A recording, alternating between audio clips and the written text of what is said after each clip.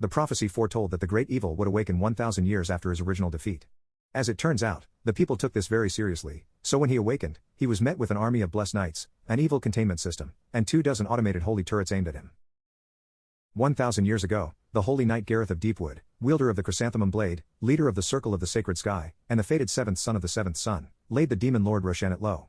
As the blade was plunged deep into the fiend's chest, he issued forth prophecy. Know ye this, children of men, there is no blade of mortal make that can truly slay the true lord of demons. 1,000 years from now, when you are dust and none remember even your names, I shall return and deliver ruination unto all. Naturally, there were those who felt that this was naught but bluster, an attempt to claw back a victory from what was truthfully a sound defeat and assuage a badly wounded demonic pride. These people were summarily drummed out of the rulership of the kingdom, stripped of noble titles and lands, and their possessions forfeited to fund the Chrysanthemum Institute.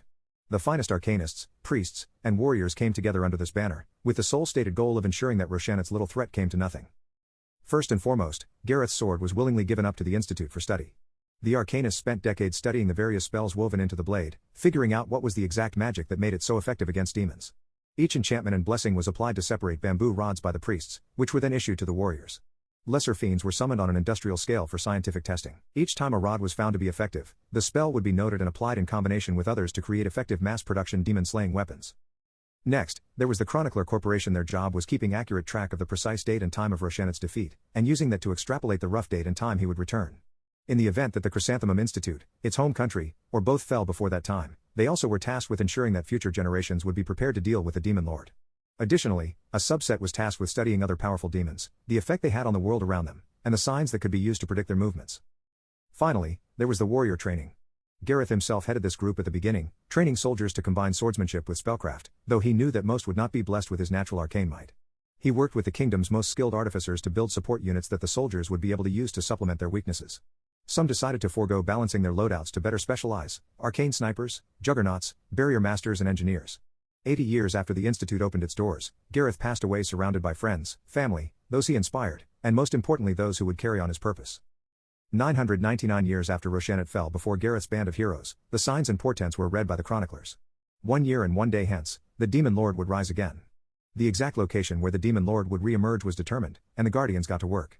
Engineers began the process of constructing turrets, barrier masters carved arcane sigils around the spot spiraling out for miles, with weaker sigils built in depth. Sniper posts, with enchanted rifles and blessed ammunition, were situated all around Point Gareth, named for the first head of the Chrysanthemum Institute, ready to take full advantage of centuries of arcane and technological advancement.